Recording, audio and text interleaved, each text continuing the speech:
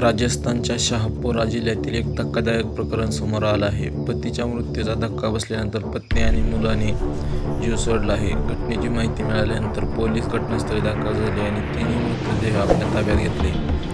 पोलिसांचं म्हणणं आहे की तिन्ही मृतदेहांचे पोस्टमॉर्टम केल्यानंतर नेमकं कारण स्पष्ट होईल. दरम्यान एकाच कुटुंबातील तिघांचा मृत्यू झाल्याने गावावर शोककळा पसरली आहे. शाहपुरा जिल्ह्यातील कोथरी उपविभागातील बडलियास गावचे माजी उपसरपंच सत्यनारायण सोनी शनिवारी सकाळी शेतात गेले होते. या दरम्यान ते अचानक बेशुद्ध झाले. घटनास्थळी पोहोचलेल्या कुटुंबियांनी त्यांना तातडीने रुग्णालयात नेले, मात्र उपचारादरम्यान त्यांचा मृत्यू झाला. या धक्क्यामुळे सत्यनारायण सोनी यांची पत्नी ममता आणि मुलगा आशुतोष बेशुद्ध झाले.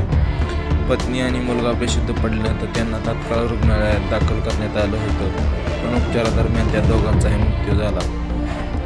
ग्रामस्थांच्या म्हणण्यानुसार सत्यनारायण सोनी हे गेल्या काही दिवसांपासून सावकारामुळे त्रस्त होते. या कुटुंबातील तिघांचा मृत्यू नेमका कशामुळे झाला हे पोलीस तपासात समोर येईल. त्याचवेळी पोलिसांनी संपूर्ण प्रकरणाचा गांभीर्याने तपास सुरू केला आहे. तिघांच्या पोस्टमॉर्टम रिपोर्टनंतरच संपूर्ण परिस्थिती स्पष्ट होईल, असं बदलियास पोलीस ठाण्याचे अधिकारी सिद्धार्थ प्रजापती यांनी सांगितले. पोलीस या प्रकरणाचा तपास करत आहेत. तुम्हाला हा व्हिडिओ पाहून काय वाटते ते कमेंट करून नक्की कळवा आणि चॅनलवरती नवीन असेल तर चॅनलला जरूर सबस्क्राईब करा.